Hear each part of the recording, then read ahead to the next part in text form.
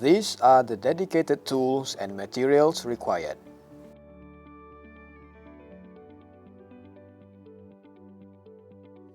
Please ensure that you are working in an open space with good ventilation and do not work near flammable items.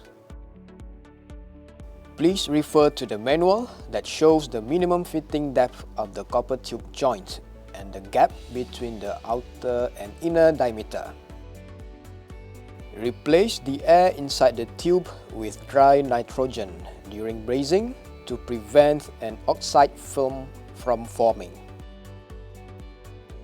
This oxide film can clog the solenoid valve, capillary tube, accumulator oil return hole, and oil pump suction port inside the compressor, which may interfere with normal operations. The brazed joint surfaces are overlapped and the brazed material is welded to the gaps to ensure air tightness with the joining force. Brazed direction should be in the downward or sideways direction.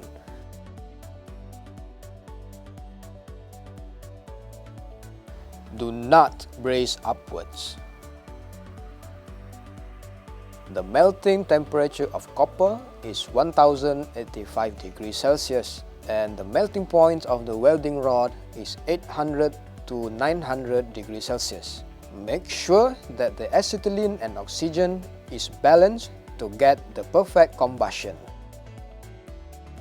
When everything is in check, you may start the brazing process.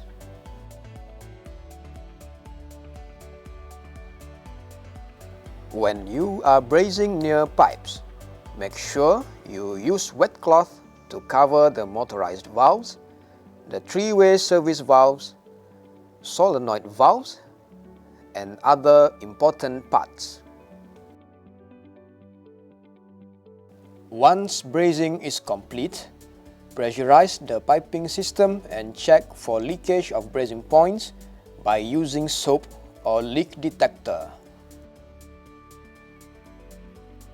Please refer to the instruction booklet before your installation. Panasonic